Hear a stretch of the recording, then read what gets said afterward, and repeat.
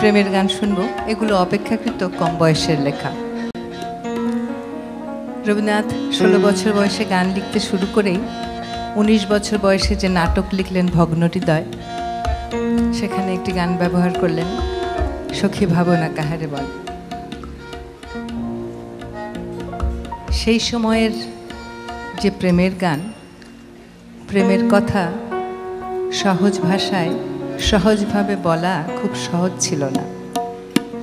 এই কারণে তাকে নিতে হয়েছিল বৈষ্ণব সাহিত্যের রূপকের আশ্রয়, এবং এই সময়কার অধিকাংশ প্রেমের গান সেই বৈষ্ণব রসধারায় পরোক্ষ প্রভাবিত।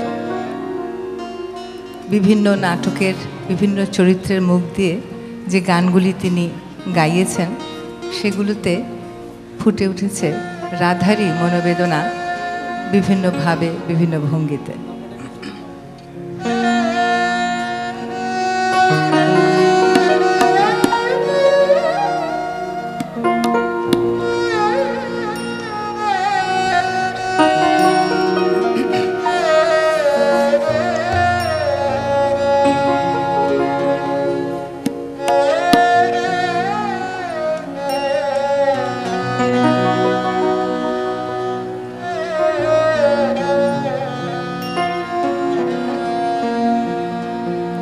তুমি যেও না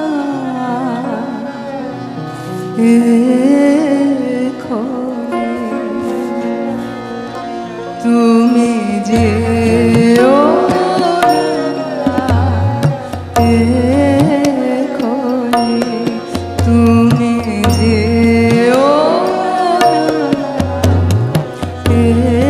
এক্ষণে, এখনো আছে রজনী, তুমি যেও না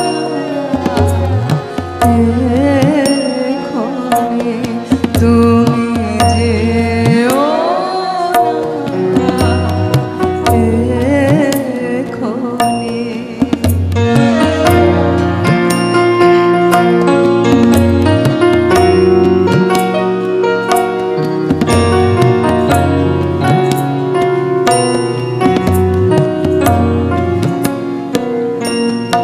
পথ বিজন তিমির শোভন,